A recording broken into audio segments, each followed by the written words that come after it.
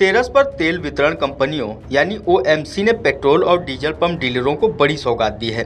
तेल कंपनियों ने पेट्रोल और डीजल पंप डीलरों को कमीशन बढ़ाने का फैसला किया है। कंपनियों ने पेट्रोल पर दिए जाने वाले कमीशन में 65 पैसे प्रति लीटर और डीजल के कमीशन में 55 पैसे प्रति लीटर की बढ़ोतरी की है। नया कमीशन 30 अक्टूबर से लागू होगा।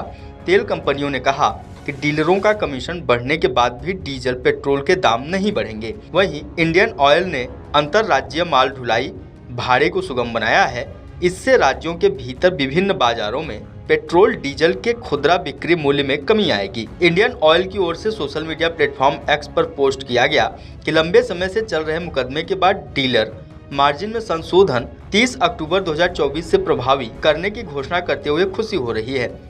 इसका डीजल पेट्रोल के खुदरा बिक्री मूल्य पर कोई प्रभाव नहीं पड़ेगा। इससे ग्राहक सेवा और रिटेल आउटलेट में कार्यरत कर्मचारियों के कल्याण को बढ़ाने का संकल्प मजबूत होगा। इंडियन ऑयल ने कहा कि हम अपने साझा लक्ष्यों और दृष्टिकोण की दिशा में काम करते हुए अपने भागीदारों और उनकी टीमों की निरंतर सफलता की कामना करते हैं। तेल कंपनी ने यह भी कहा कि राष्ट्र प्रथम के मूल्य को प्रदर्शित करते हुए पूरे देश में निरंतर आधार पर किफायती पेट्रोल और डीजल उपलब्ध कराने का हमारा प्रयास सफल हुआ है। इंडियन ऑयल ने माल ढुलाई के अंतर्राज्यीय युक्तिकरण का कार्य किया है। इससे राज्य के भीतर विभिन्न बाजारों में उत्पाद की खुदरा बिक्री मूल्य में भिन्नता कम होगी। यह वहां प्रभावी नहीं होगा जहां आचार संहिता लागू है। उन भौगोलिक क्षेत्रों को छोड़कर जहां आदर्श आचार संहिता लागू है। वहीं भारत पेट्रोलियम ने भी डीलरों का कमीशन बढ़ाने की घोषणा की है। पेट्रोलियम और प्राकृतिक गैस मंत्री हरदीप सिंह पुरी ने तेल कंपनियों के फैसले का स्वागत किया है। उन्होंने सोशल मीडिया प्लेटफॉर्म एक्स पर एक पोस्ट में कहा कि मैं पेट्रोल पंप डीलरों को कमीशन बढ़ाने की घोषणा और दूर दराज के स्थानों के उपभोक्ताओं को लाभ पहुंचाने के लिए अंतर्राज्य माल ढुलाई को तर्कसंगत बनाने के निर्णय का स्वागत करता हूं।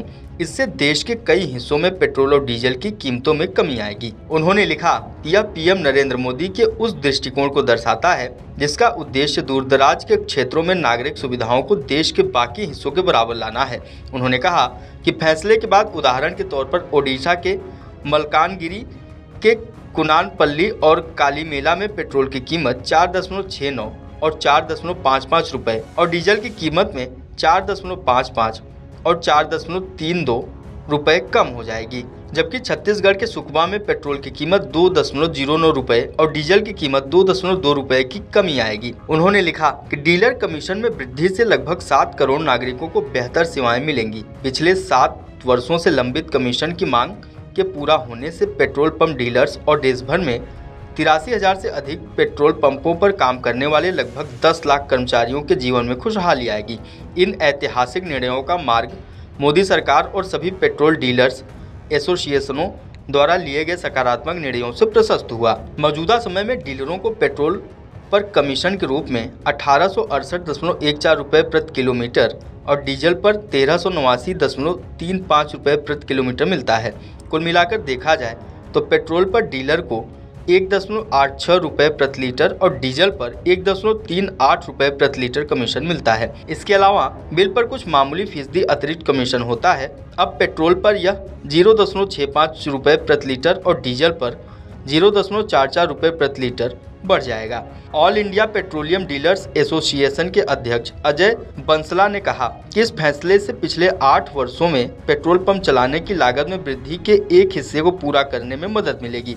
यह संशोधन 7 साल और 8 महीने के बाद हुआ। हम इसका स्वागत करते हैं। उन्होंने कहा कि डीलरों ने तेल कंपनियों के खिलाफ दायर कानूनी मामला वापस ले लिया है। अदालती मामलों की वापसी के बाद डीलर कमीशन में संशोधन हुआ है।